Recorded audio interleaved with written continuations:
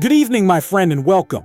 Have you ever been awake in the dead of night when the house is still and the only sound is the beating of your own heart and a wave of anxiety just washes over you? If you have ever felt cornered by fear, crippled by the what-ifs of tomorrow, then I want you to stay with me because tonight we're going to uncover a divine secret to a confidence so deep it can silence your loudest fears. We're going to turn to a song written thousands of years ago, a song from the heart of a warrior who knew fear intimately, yet penned some of the most courageous words ever recorded. The song is Psalm 27, and it opens with a declaration that is both a statement of fact and a defiant battle cry. David, a man hunted by enemies and haunted by his own failures, asks this soul-searching question: "The Lord is my light and my salvation. Whom shall I fear?" Think about the fears that stalk the hallways of your own mind right now, the worries that cling to you like a damp chill in the morning air. It might be the fear of a grim medical diagnosis, the gnawing anxiety over your finances, or the deep-seated fear of being alone or rejected. These fears are real, they are heavy, and they can drain the color from life, leaving everything in shades of gray, uncertainty, and dread. David understood this landscape of fear better than most, for he lived a life under constant threat from powerful and ruthless men. He wasn't writing from a comfortable palace, insulated from the harsh realities of the world. He was often writing from a cave, a battlefield, or a throne that was never truly secure. Yet in the face of mortal danger, he doesn't just grit his teeth and try to be brave. He realigns his entire perspective on one unshakable truth. This is the bedrock of it all, the foundation upon which a fearless life is built, the identity of God Himself. David doesn't say, "My courage is my light," or "My strategy is my salvation." He says, "The Lord is my light and my salvation." He anchors his confidence not in himself, but in the character of God, a truth that changes everything about how we face the darkness. Let's break this down because it's far too rich to simply skim over. First, the Lord is my light.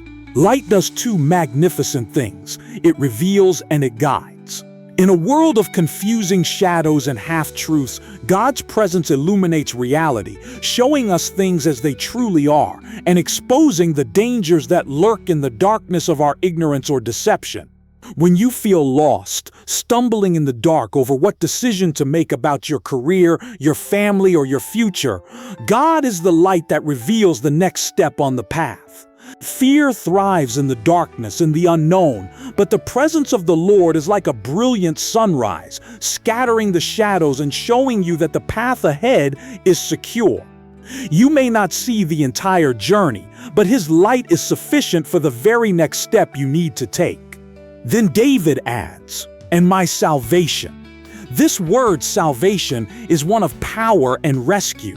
It is the cavalry arriving in the nick of time, the hand that pulls you from the raging floodwaters.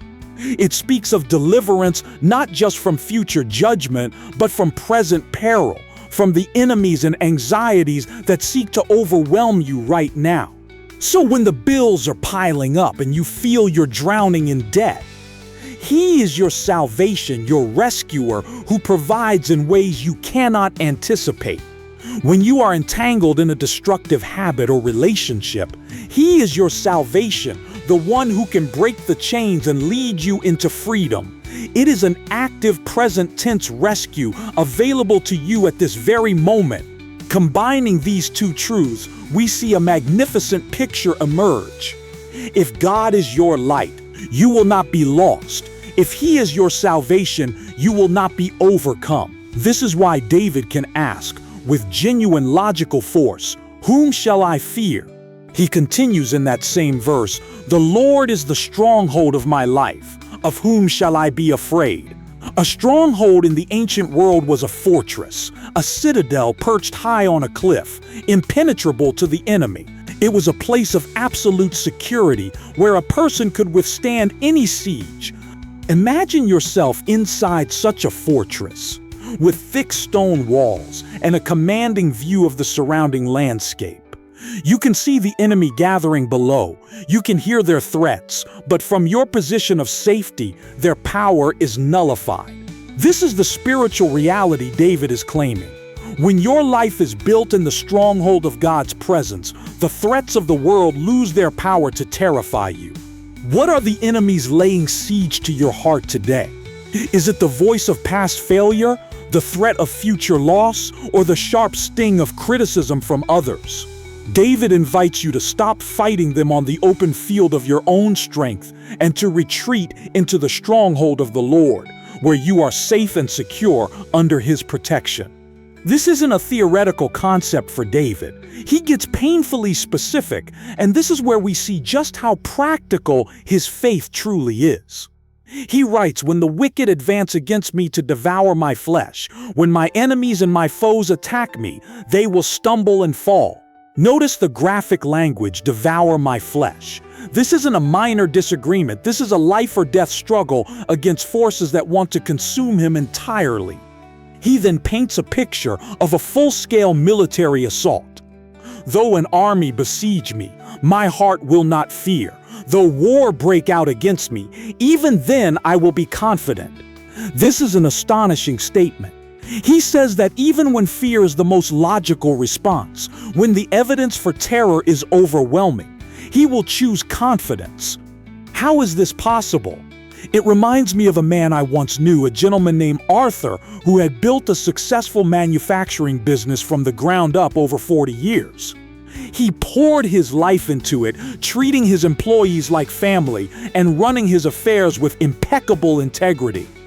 One day, he discovered that his two most trusted partners, men he had mentored and loved, had been systematically embezzling funds for years, creating a shell company to siphon off profits.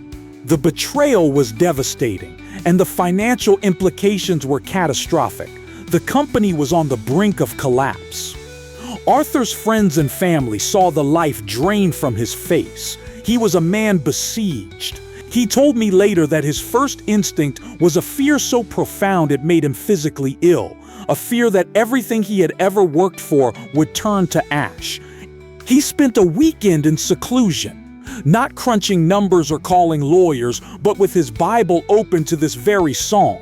He said that as he read the words, "Though an army besiege me, my heart will not fear," something shifted.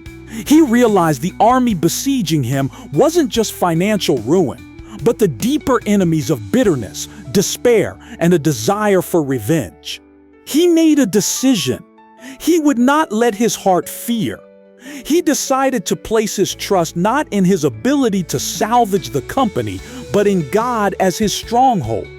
He came back that Monday, and while the legal and financial battle was long and arduous, the people around him were stunned by the quiet peace and confidence he exuded, a confidence that made no earthly sense. His partners, in their greed and complicated deceit, made critical errors. Their schemes unraveled in a way that no one could have predicted, and they, as David wrote, stumbled and fell.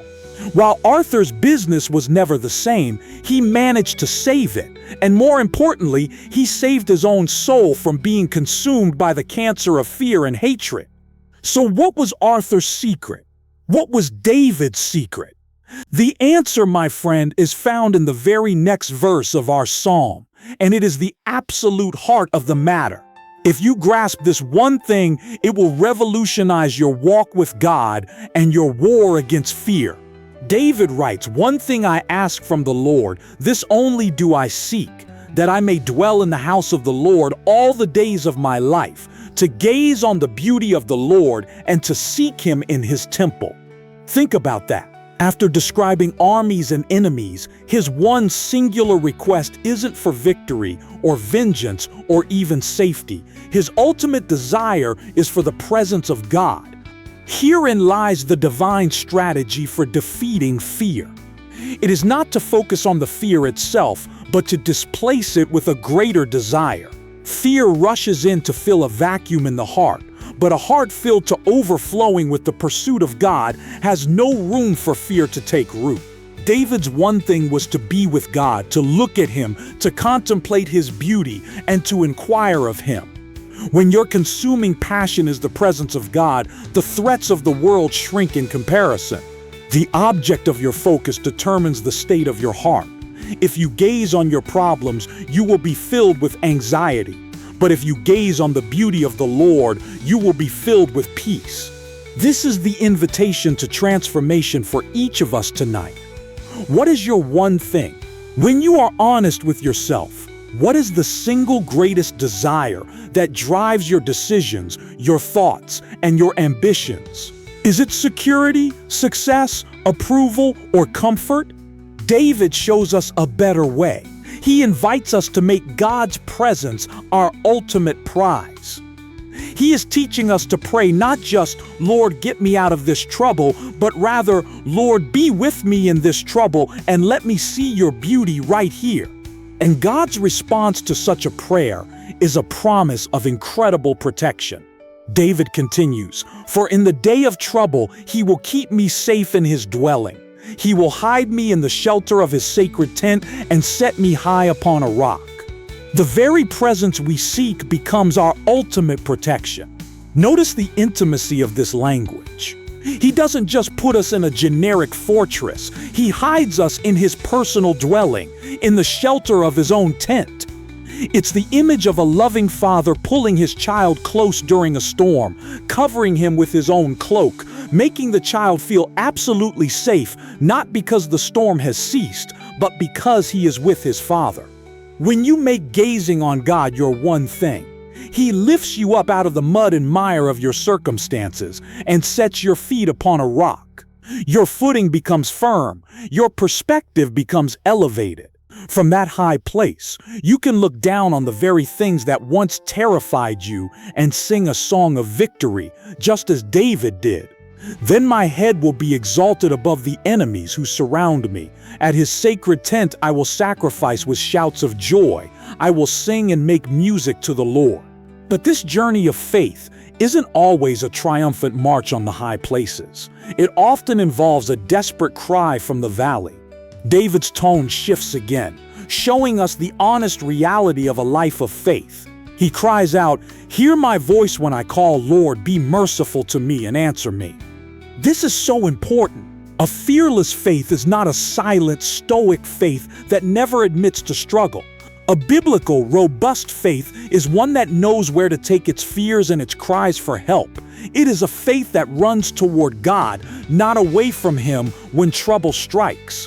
It is okay to feel weak. It is okay to cry out for mercy. What matters is the direction of your cry.